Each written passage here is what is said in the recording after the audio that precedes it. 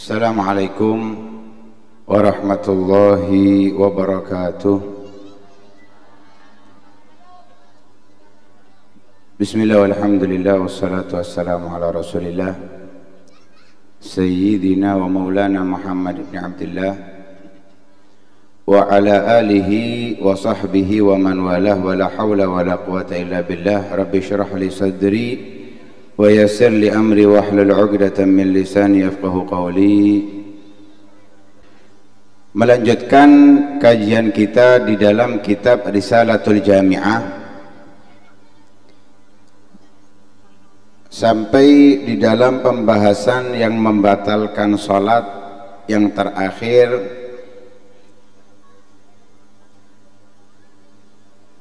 wa yubtiluha sabqul imami bi ruknaini fi'liyaini wa kadza takhallufu bihima bighairi udhrin. Yang membatalkan salat yaitu mendahului imam dua rukun fi'li. Salat itu terbentuk dari ucapan dan perbuatan. Ucapan-ucapan yang ada di dalam sholat disebut dengan rukun qauli, yaitu takbiratul ihram, membaca surat Fatihah,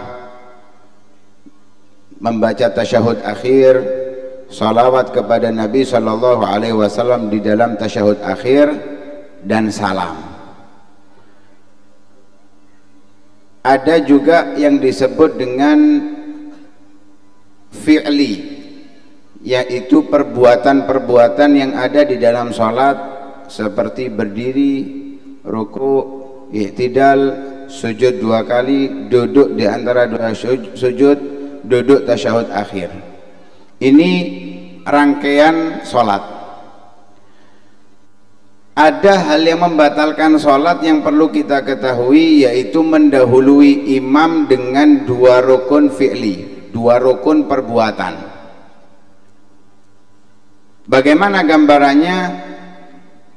Misal kita sholat berjamaah di musola Syihabuddin, imam masih membaca Fatihah atau bahkan mungkin membaca surat, makmume kepingin balap.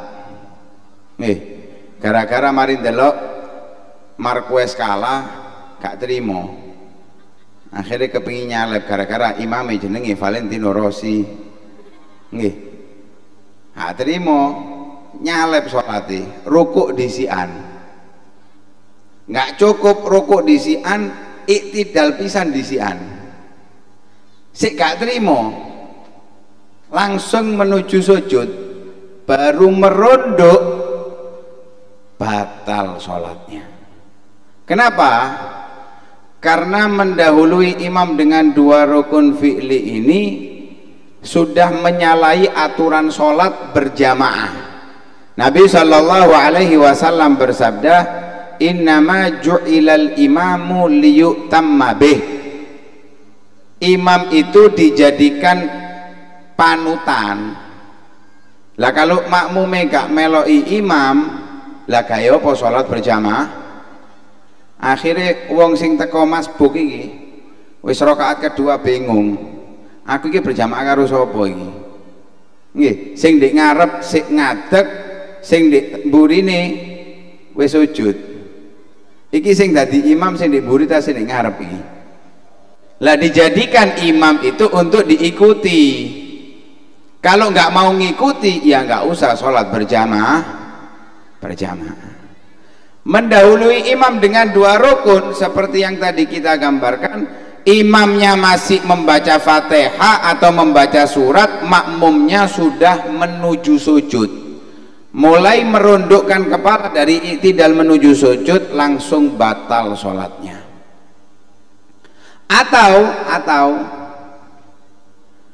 imamnya masih baca Fatihah, makmumnya ruku. Imamnya mau rukuk, makmumnya iki ngece makmum ini. Mendahului ini kalau satu rukun saja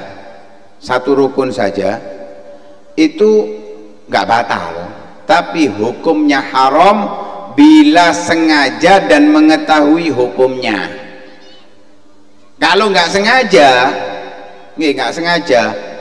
misal tadi makmum iki imame bismillahirrahmanirrahim alhamdulillahi rabbil alamin, krungune Allahu akbar melok ruku, imame sik ngadeg, nggak sengaja, gimana? Nggak haram, tapi harus kembali berdiri lagi.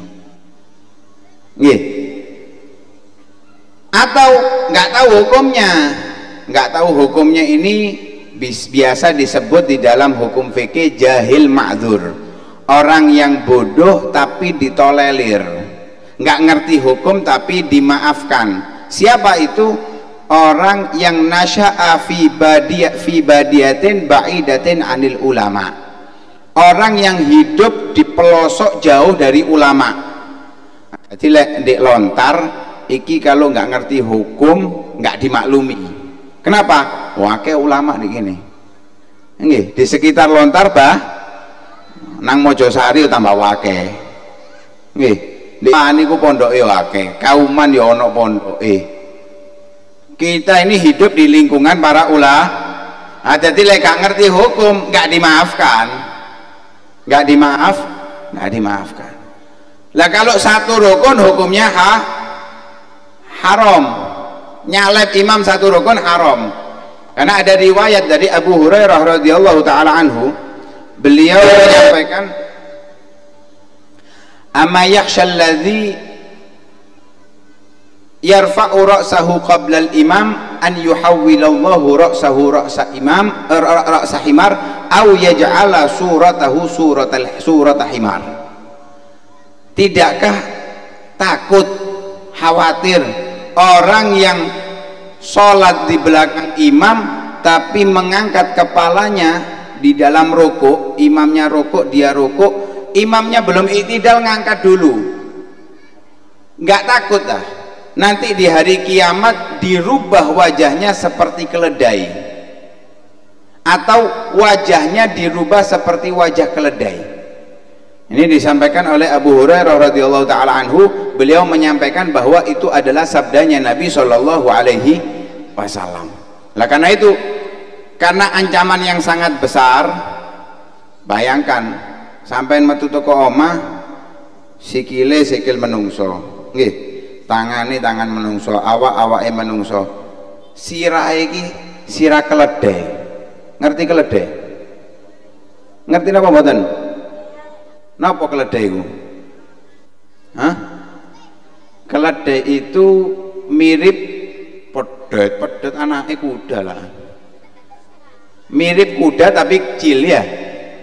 Lah himar keledai ini diidentikan dengan hewan yang paling bodoh. Ngerti maksudnya?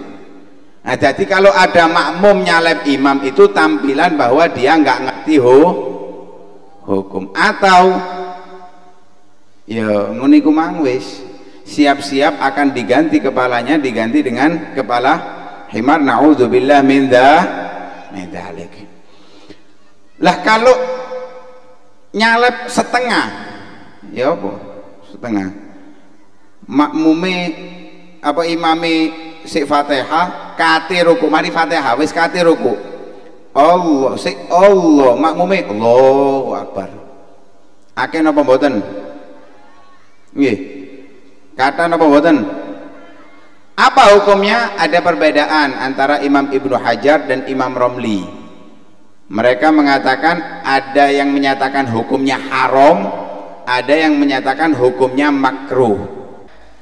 Imamnya mulai mau sujud, kalau makmumnya tetap masih neruskan bacaan Fatihahnya, batal sholatnya makmum.